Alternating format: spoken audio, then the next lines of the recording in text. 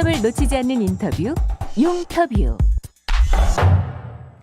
경향신문이 어제 아침 6시 반쯤 박재동 미투 피해자가 성추행 당한 이후에도 박재동 화백에게 주례를 요구했다는 박재동 화백 쪽 주장을 담은 기사를 온라인으로 내보냈습니다.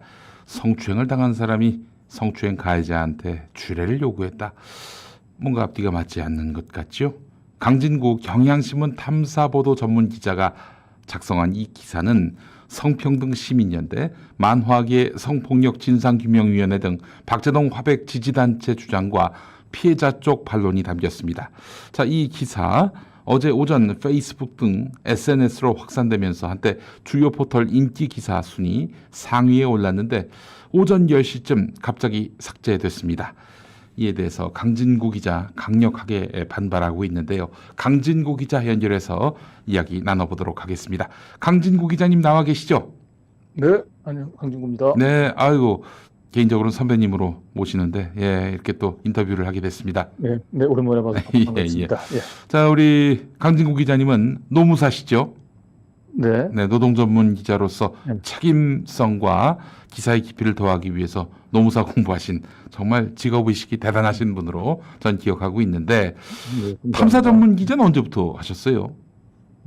노동 전문 기자, 제 정확한 직함이 지금 현재도 노동 탐사 전문 기자입니다. 아, 그렇군요. 예, 노동 분야하고 그다음에 예. 이제 일반적인 탐사 분야 아우르는 그런 이제 전문 기자로 활동하고 있습니다. 아, 그러시군요. 예. 자, 이 기사 내용을 제가 간략하게 요약을 했는데 구체적으로 어떻게 이 정보를 접하셨고 또 기사화하게 되셨는지 그거부터 좀 여쭤보겠습니다. 이게 사실은 제가 뭐 특별히 깊숙한 취재원에 접근을 해서 기사를 쓴 게 아니고요. 네. 아까 이제 우리 사회자님께서 얘기하셨던 두 개 시민 단체에서 보도 자료를 배포를 했습니다. 네네네. 이미 그저께. 그리고 그 보도 자료 내용들을 보고 저는 이제 그동안에 박재동 화백에 대한 미투와 관련해서 여러 가지 이제 개인적인 의혹들이 있었지만 네. 나름대로 시민단체에서 충분히 이제 이 미투 부분들에 이제 가짜 미투 의혹을 제기할 수 있는 충분한 단서가 확보가 됐구나 이렇게 생각을 했고 그래서 사실 누군가 저 대신 사실 보도해 주기를 바랬습니다. 왜냐하면 보도 자료를 배포했기 때문에 사실은 이 보도를 할 경우에는 뭐 시달림이 충분히 예상이 되지 않습니까? 그런데 오전 9시에 배포됐음에도 불구하고 오후 1시가 돼도 제가 인터넷에 검색을 해보니 이 기사가 아무데도 안 올라와 있더라고요. 네. SNS에만 이제 유통이 됐었고. 그래서 사실은 뭐 저는 이제 이 사건이 터진 이후 여기 이제 관련해서 이제 활동하시는 분들로부터 좀 관심을 가져달라는 얘기 그리고 재판 진행 과정에 대해서 간혹 카톡으로 자료를 받아보곤 했기 때문에 이 사안에 대해서 이제 관심은 굉장히 있었고요. 그렇지만 저도 사실은 용기가 없었기 때문에 이미 이제 미투로 이제 기정사실화된 팩트에 대해서 뭔가 새로운 이걸 뒤집는 가짜 미투 가능성을 제기한다는 건 사실은 좀 비극적이긴 하지만 현재 시점에서는 대단한 용기가 필요한 분야인데 그래서 왜 진실인데 또 사실로 향하는 길목에 있는 유의미한 정보인데 이걸 보도하는 데 있어서 용기가 필요하고 또 부담감을 가져야 할까요? 참. 이게 지금 현재 제가 볼 때는 미투 전국이 새로운 변곡점을 맞은 때라고 보고요. 그래서 이거는 진짜 우리 사회 전부 머리를 맞대고 사실은 고민해야 될 좀 사안이라고 봅니다. 네, 알겠습니다. 자, 일단 이 보도를 이제 내셨는데요. 보도 내용은 이미 또 이 보도 자료를 통해서 여러분들이 많이 접하실 수 있고 또 전에 김민웅 교수와 저희가 인터뷰를 한 내용도 있기 때문에 우리 애청자분들에게는 낯설지 않은 내용이라 생각이 됩니다만은 자, 그렇게 해서 강진구 기자님 보도하셨는데 몇 시간 만에 이 기사가 삭제됐습니다. 이게 어떻게 된 겁니까? 저도 제가 밤새워서 기사를 쓰고 그다음에 새벽 6시에 출고를 하고 지방에 노근리에 양민학살 사건 70주년 기념 사건이 있어서 그 행사장에 이제 참석했는데 10시쯤에 우리 편집국장께서 전화를 오셔서 기사를 삭제해야 되겠다고 얘기를 하시더라고요. 뭐 이유는 그 후배들이 2차 가해 우려가 있고 성범죄 보도 준칙 이걸 좀 위반했다라고 이제 판단을 하셨다고 하더라고요. 그래서 준칙이 어떤 내용인데 그래요? 그래서 저도 그 성범죄 준칙이 제가 어떤 부분에서 위배됐다고 판단하셨습니까라고 얘기를 하니까 이제 그 당시에 이제 얘기하시기로는 전체 보도에 있어서 그 피해자의 반론의 분량이 그 가해자 쪽 주장에 비해서 좀 작다. 그런 얘기를 해서 그건 제가 지금까지 알고 있는 그 기자의 상식에 너무나 반하는 얘기여서 아니, 그런 내용이라고 그런 정도의 논리라면 제가 기사 삭제에 수용할 수 없습니다라고 얘기는 했지만 이제 국장께서는 본인의 권한이고 본인의 판단으로 삭제하겠다라고 이제 얘기를 했고요. 그래서 아니 근데 그 이게 피해자하고 가해자가 특정할 수 있는 단계입니까 지금? 지금 현재로서는 우리가 이제 미투와 관련해서는 우리가 일종의 뭐 하나의 이제 사회적인 합의로 미투에 이제 피해를 호소하신 분들 같은 경우 우리가 이제 피해자로 부르기로 어쨌든 일종의 사회적인 합의가 이루어졌고 다만 이제 기자가 그 사안을 접근함에 있어서는 사실은 이 미투가 진실일 경우에는 당연히 우리가 피해자는 그 미투를 제기한 용기를 내서 한 당사자가 되는 거지만 이 사안을 추적함에 있어서 가짜 미투 가능성이 제기가 되면 그걸로 인해서 이제 모함을 받은 사람이 거꾸로 피해자가 그렇죠. 될 수도 있는 거죠. 아니 수십 년 전에 판결도 뒤집혀 가지고 재심이 돼 가지고 수용된 경우도 있는데 이게 그 새로운 진실에 어떤 단서가 새로운 진실 접근의 단서가 확보됐다면은 또 파헤치는 것이 언론의 역할 아닙니까? 그렇죠. 그래서 저희 어쨌든 결국은 이제 저희가 성범죄 준칙 보도 준칙 보도 준칙에 위배된 부분들은 결론이 그렇게 내려졌습니다. 전 준칙의 내용들을 사실은 처음 접했고 좀 당혹스러웠는데 내용은 성범죄가 발생할 경우에 피해자가 있고 가해자가 있을 경우에는 피해자 중심으로 보도한다. 이제 이런 내용이거든요. 그래서 피해자하고 가해자를 어느 단계에서 특정할 수가 있는 건지요? 뭐 그런 부분들에 대한 명확한 규정이 없습니다. 그래서 저는 국장께 아니 이게 피해자 중심 보도라고 하는 게 이게 저널리즘 원칙에 맞는 거냐? 피해자든 가해자든 양쪽의 주장을 들어보고 그중에서 누구가 진실을 얘기하는지 혹은 누가 진실에 가까운 얘기를 하는지 기자가 판단을 해서 진실 중심으로 보도해야 되는 게 맞는 거 아니냐. 그렇죠. 피해자 중심 보도에 앞서서 기자는 당연히 진실 중심의 보도를 해야 되는 게 아니냐라고 제가 뭐 항의를 했습니다만 뭐 받아들여지지 않았습니다. 결국 제 기사는 삭제됐고 삭제된 기사는 살아나지 못했습니다. 현재까지? 알겠습니다. 자, 근데 말이죠. 언론은, 사실 보도를 해야 되는 건데, 이 문제는 굉장히 중요한 것 같아요. 사실 언론제뿐만 아니라, 이번 박원순 서울시장 사건도 그렇고 말이죠. 어느 순간, 여성단체에 의해서 일방적으로 피해자가 규정되더니, 이 피해자에 대해서, 하여간, 마음에 부담을 줄 수 있는 행동들, 예컨대 뭐 조문이나 뭐 애도나, 그리고 피해자의, 이제 고소인의 신상을 알려 한다든지, 고소인의 변호인에 대해서 이렇게 비판하는 것조차도 다 2차 가해다라고 얘기하고 있는 건데, 우리 사회가 이와 관련해서 사회적 합의를 좀 이뤄야 되는데, 사회적 합의 과정은 없었던 것 같아요, 그동안. 그냥 내가 이렇게, 예를 들어서, 피해를 입었다.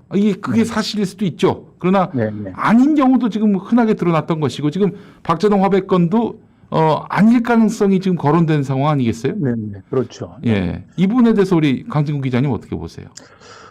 그래서 저는 이제 우려스러운 것이 이제 이런 사태가 반복이 되면 그러니까 피해를 이제 호소하면 당연히 그 피해자의 입장에서 생각을 저는 해야 된다라고 하는 원칙엔 동의를 합니다. 그렇지만 기자로서는 기본적으로 이제 피해자가 피해 호소를 하게 되면 가장 먼저 해야 될 게 우리 시민단체에서는 이런 피해자의 연대, 피해자의 연대를 강조하는 것은 시민단체의 자세로서는 맞는 것 같고요. 다만 이제 진실보도는 기자로서는 피해자가 주장한 내용들이 과연 객관적 사실에 부합한지 네. 그 부분들을 먼저 확인하는 작업이 저는 이제 선행이 돼야 된다라고 보고요. 요즘 언론들은 이런 노력이 완전히 그 통째로 통편집이 된 듯한 느낌을 받습니다.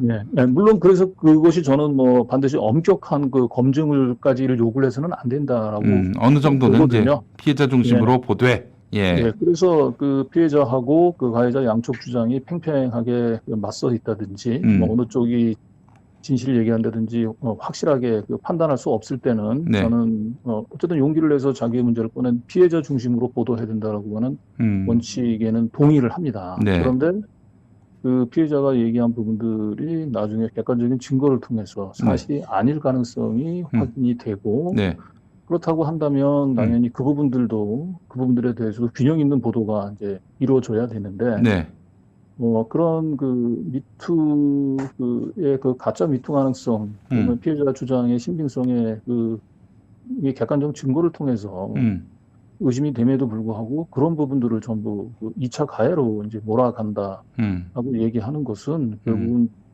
저는 그 미투 피해자들 위해서도 결국은 바람직하지 않다라고 봅니다. 왜냐하면 자꾸 이런 식이 반복되게 되면 사람들이 그 미투 피해자들이 뭔가를 또 새로운 어려운 누군가 용기를 내서 그런 얘기를 했을 때 냉소적인 시선들이 좀 강화될 수 있다고 보거든요.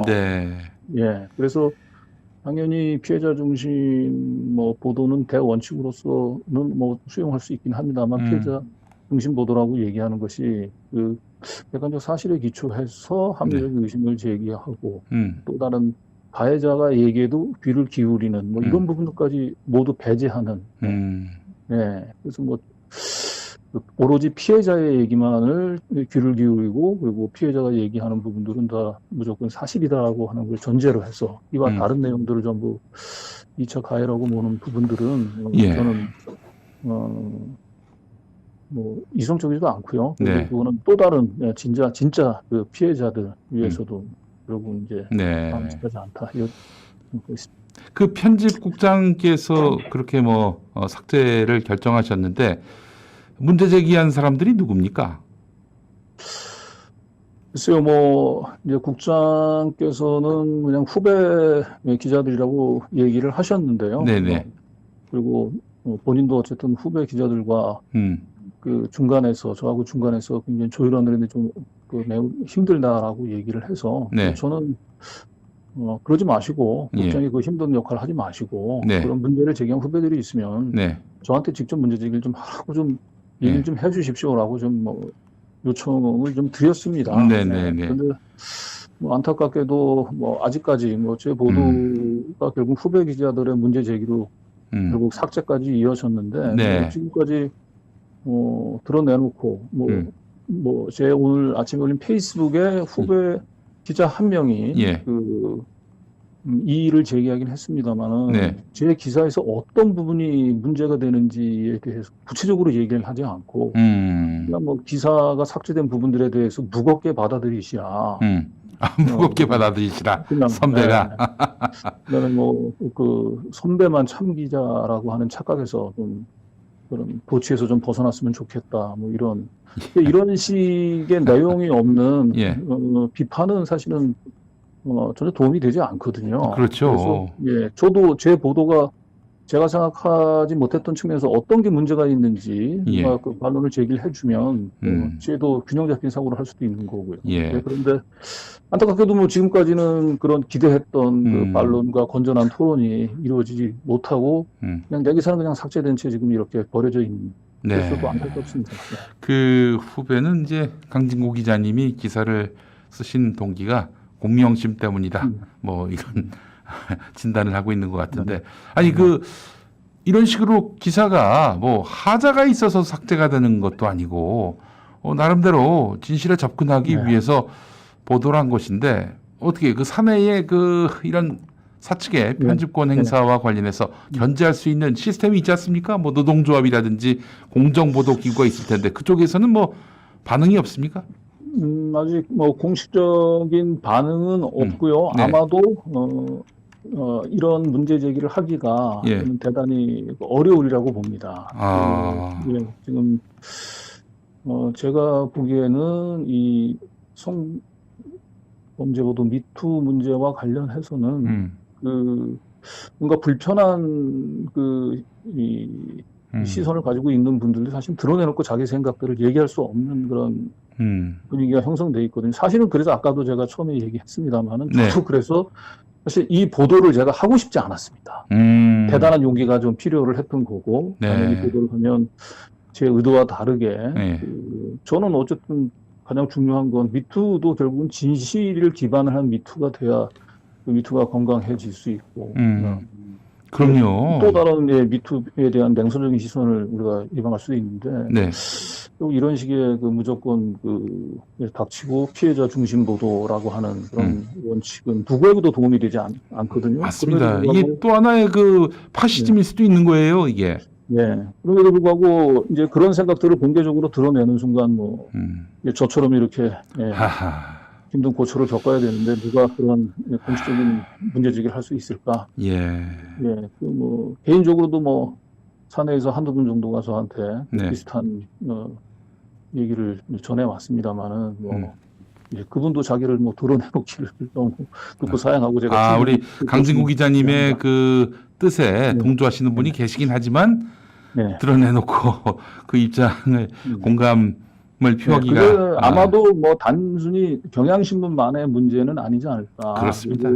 경향신문 보는 독자들이나 경향신문 기자라고 얘기한다면 최소한 우리가 남성 중심적 보도라든지 아니면 그럼요. 위계적 권력 구조 속에서 고통받는 여성의 문제라든지 이런 부분들에 대해서 진지하게 고민이 없는 사람은 없다고 봅니다. 그렇죠. 자, 그러면은 어떻게 우리 강진구 기자님 어떻게 좀 대응을 하시겠습니까? 이 기사를 다시 살려라 이런다든지.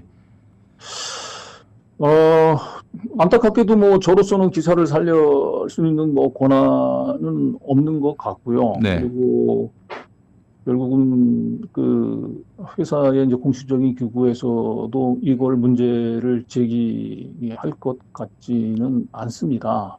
그래서 그럼에도 불구하고 이게 모두에도 얘기했지만 포털 다음에서 오전에 가장 많이 본 뉴스에 상위 한 2위까지 올라가고 많은 사람들이 봤는데 갑작스럽게 삭제가 됐단 말이죠.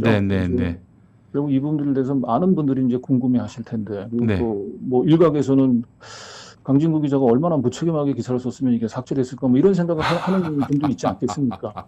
그래서 저로서는 그래서 저를 변론도 하고 또 이 문제는 저 개인의 문제를 떠나서 미투의 건강성을 회복하는 차원에서 굉장히 저는 상징적인 사건이 될 거라고 봐서 저도 기자로서는 이 기사를 다시 살릴 수 있는 방법은 없습니다만 우리 사회를 살아가는 한 사람의 시민으로서 내가 필요한 기회가 있으면 일단 이 문제를 좀 공론화하고 또 다른 차원에서 좀 미투의 진정한 연대를 한번 좀 모색해 볼까 생각합니다. 알겠습니다. 구체적인 대응은 아직 강구하진 않으셨고 앞으로 이 차츰차츰 한번 대응을 해 나가시겠다 이런 말씀이죠? 자, 그래서 저희 다다음 주 월요일에 관훈 라이트 클럽에 한번 나와주세요. 그럼 적극적으로 검토하겠습니다. 우리 강진구 기자님 모시고 사실 이 건도 그렇습니다만은 이 건과 얽힌 경향신문에 대한 이른바 또 촛불 시민들 전체를 다 대표할 수는 없겠습니다만은 촛불 시민들의 불편한 마음 또 최근 이 검찰 개혁과 관련한 경향신문을 바라보는 다층적 그런 시각들 한번 구체적으로 좀 이야기를 나누는 시간을 한번 강진구 기자님과 가져보도록 하겠습니다. 전 경향신문을 사랑하는 애정 있는 독자들하고 만나는 장으로 생각하고 적극적으로. 알겠습니다. 자, 그래요. 8월 10일에 우리 강진구 기자님 모시는 걸로 여기서 낙찰됐습니다. 기자님 용기 내시고 무슨 공익을 위해서 진실을 위해서 기사를 쓴 거 아닙니까? 개인의 공명심을 위해 쓴 것도 아니고 아무개에 대한 편견 때문에 쓰신 것도 아닐 테고요. 응원해주셔서 감사합니다. 힘내주시길 바라면서 강진구 기자님 말씀 잘 들었습니다. 네.